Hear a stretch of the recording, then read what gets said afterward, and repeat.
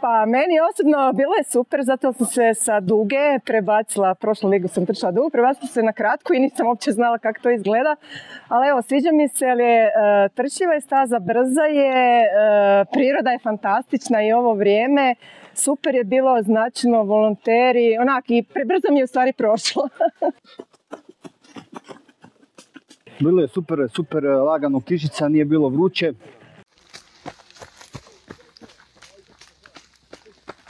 Odlično, top.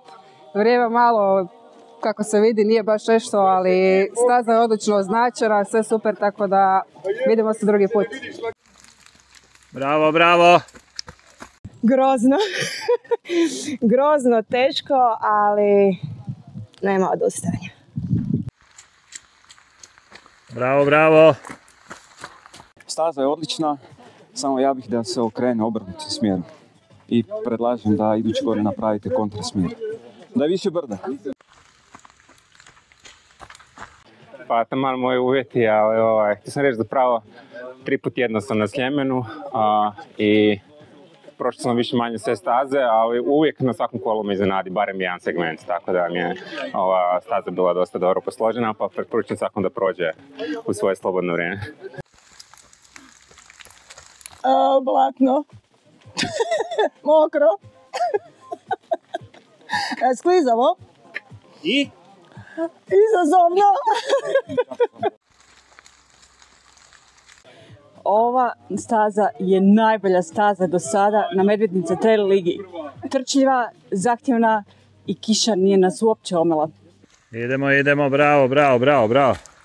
Ano, bilo je napeto. Prvih 6 km je bilo i onda su mi palili štapovi. I to je to. Živjeli. Super je utrka, staza je odlična, prekrasna priroda, baš lijepa staza, taman onako za čak ja bih rekla početnike. Nije toliko strašna strmina, dalo se, jako ja se bojim strmina, tako da svaka čast, bilo mi je krasno. 50 metara. Bili su dobre napolitanke i dobri osvježavajući napitci, a trka je bila odlična.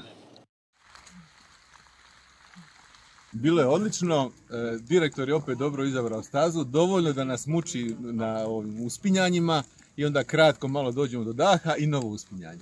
Želimo da opet tako izabere sljedeći put. I vidimo se iduće kolo, Medvednica. Je.